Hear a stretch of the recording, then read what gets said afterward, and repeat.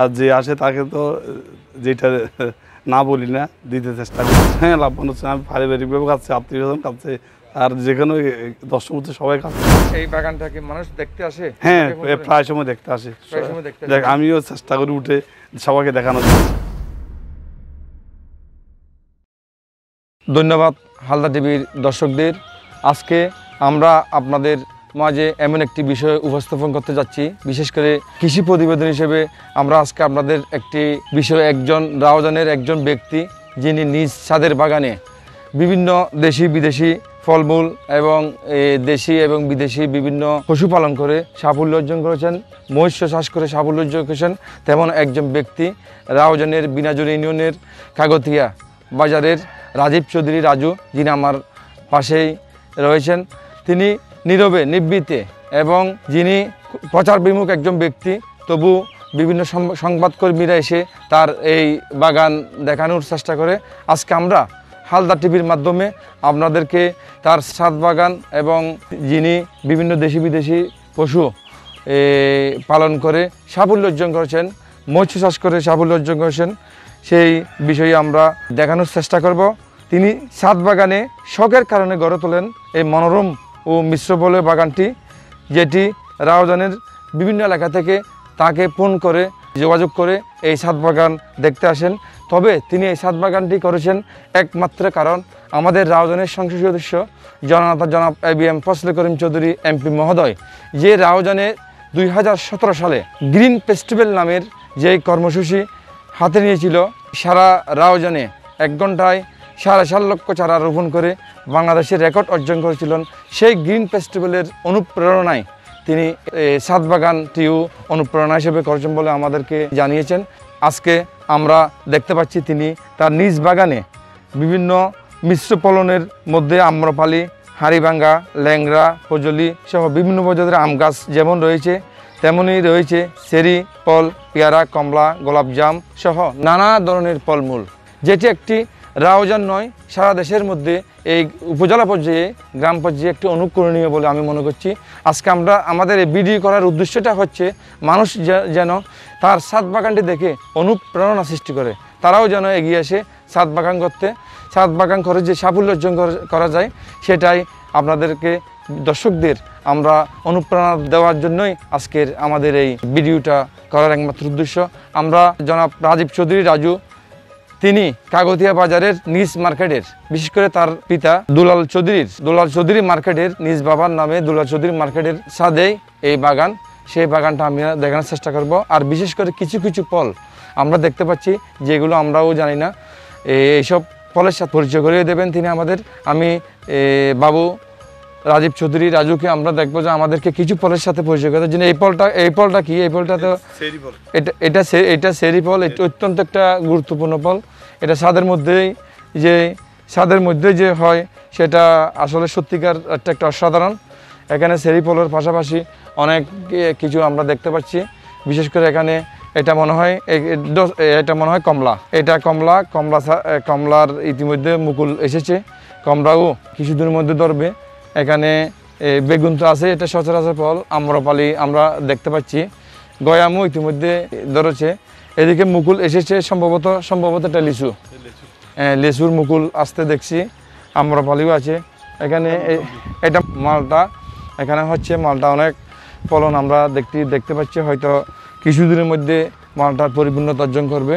এখানে এই ফুলের বাগান, এটা তিতকরলা, পাশাপাশি সবজি চাষও হচ্ছে। তিতকরলা,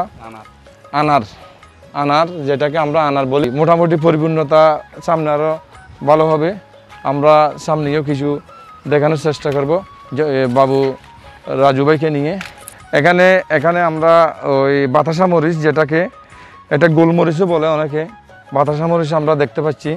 আমাদের সাথে রয়েছেন আমার শ্রদ্ধেয়, যেটা আমার মামার বন্ধু খোকন চৌধুরী। তিনি দীর্ঘদিন প্রবাসে থেকেছেন, এখন দেশে এসেছেন, দেশের জন্য কাজ করার চেষ্টা করছেন, তিনিও আমাদের সাথে রয়েছেন। এখানে ফুল বাগান, এখানে গোলাপ ফুল যেমন আছেন, স্ট্রবেরিও এখানে চাষ হচ্ছে, হয়তো ফলনের জন্য উপযোগী হবে সামনে।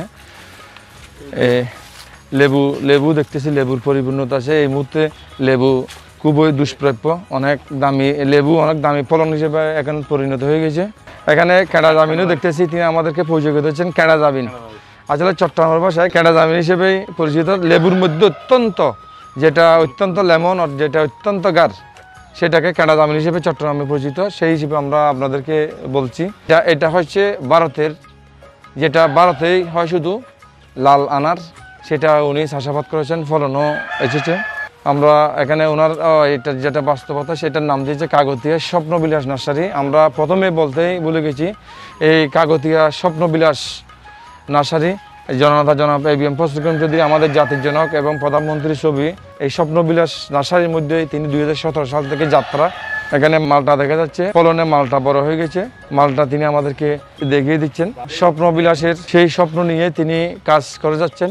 আমাদের এই জনাব ABM ফজলুল করিম চৌধুরী এই যে অনুপ্রেরণায় তিনি এই পর্যন্ত কাজ করে যাচ্ছেন এবং সুন্দর করে, এই যে আপনারা দেখতে পাচ্ছেন ছাদের কোনো ক্ষতি না হওয়া পর্যন্ত, এই যে যেটা ছাদের উপর একটা ছাদ দিয়ে এবং দেওয়াল দিয়ে এই যে নির্মাণ করেছেন, এটা ছাদের কোনো ক্ষতি হবে না। এটা আসলে এই ধরনের বাগানটাই বিজ্ঞানসম্মত বলে আমি মনে করি।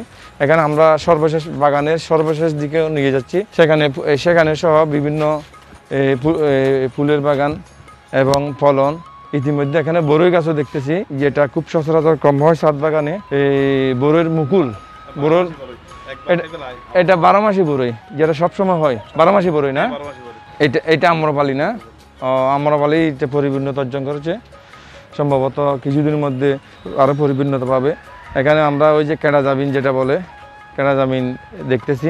এখানে অনেক দর্শক, এখানে অনেক ফলন আছে যেগুলো এখনও ফলন না দেওয়া। আমরা হয়তো সব কিছু আপনাদেরকে দেখাতে পারছি না, শুধুমাত্র আপনাদের দেখানোর চেষ্টা করছি।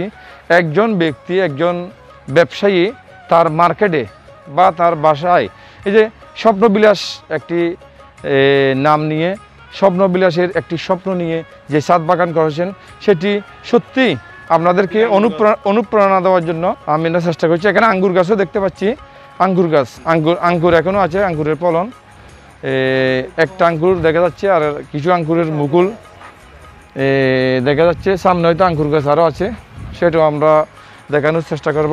এটা হাজারি গোলাপ, এটা হাজারি গোলাপ চিনি, সেটাও শখের তাগিদে গিয়ে গেছেন। লেবু, যেটা এই লেবুটা আমাদের দেশি লেবু, এটা দেশি লেবু না, দেশি লেবু।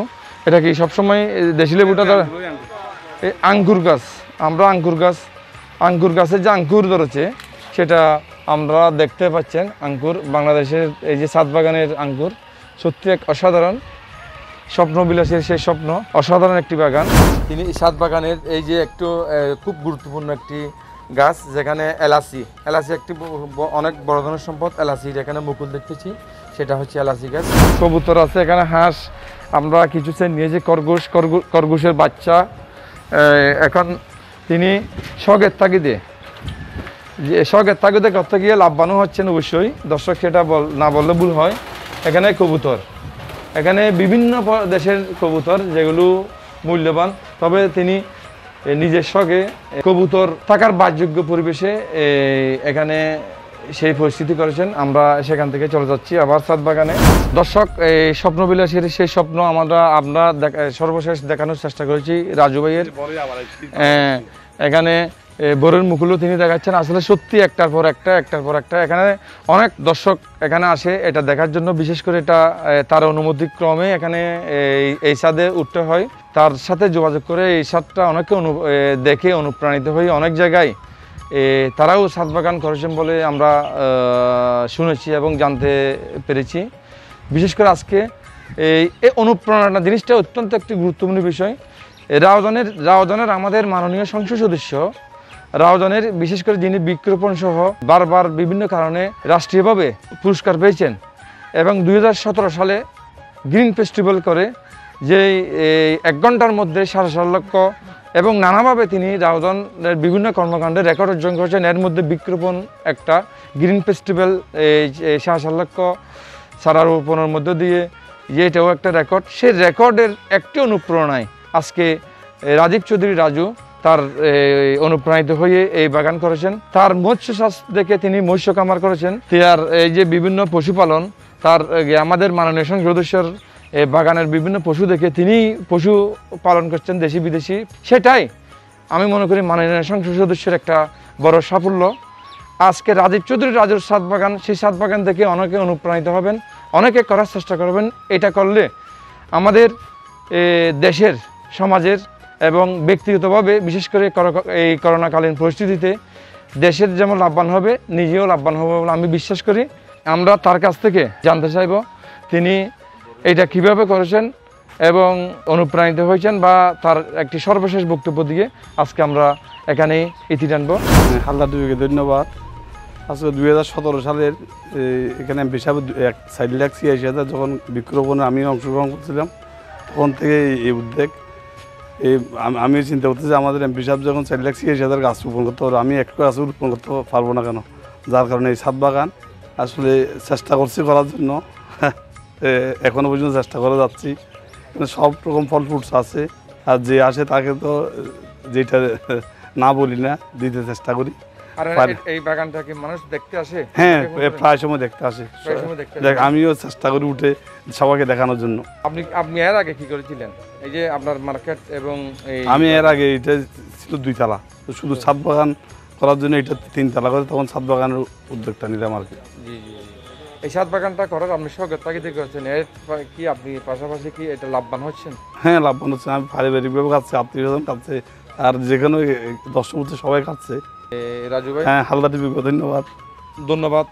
আজ রাজু ভাইয়ের যে কর্মকাণ্ড এবং ছাদ বাগান সত্যি একটি দৃষ্টান্ত এবং অনুপ্রেরণামূলক। আমরা আজকে এখানে এসে দেখতে পাচ্ছি অনেক রকমের ফলমূল, অনেক রকমের শাকসবজি। দর্শক, আপনারাও যদি এই ছাদ বাগান কাগতিয়ার মূল বাজারে ছাদ বাগান দেখতে আসেন, রাজু ভাইয়ের সাথে যোগাযোগ করে আপনারাও অনুপ্রাণিত হয়ে বাগান করলে আমাদের রাউজান উপকৃত হবে, দেশবাসী উপকৃত হবে, আপনারাও নিজেরাই উপকৃত হবেন। আজকে আমরা কাগতিয়া স্বপ্নবিলাস নার্সারি দেখিয়েছি আপনাদেরকে। আজকের এই স্বপ্নবিলাস নার্সারির মাধ্যমে আমরা চেষ্টা করেছি কৃষিমূলক একটি প্রতিবেদন, কৃষিমূলক একটি ভিডিও আপনাদের কাছে শেয়ার করার জন্য। আপনারা নিশ্চয়ই আমাদের সাথে থাকবেন, হালদা টিভির সাথে থাকবেন। যার এরকম প্রচেষ্টা আপনারা দেখেছেন সেটা আমাদের হালদা টিভি পরিবার সদস্য, আমার সহকর্মী সাংবাদিক আনিসুর রহমানকেও আমি ধন্যবাদ জানাচ্ছি। আজকের মতো এখানেই কৃষিমূলক প্রতিবেদন সমাপ্ত করলাম। ধন্যবাদ সকলকে।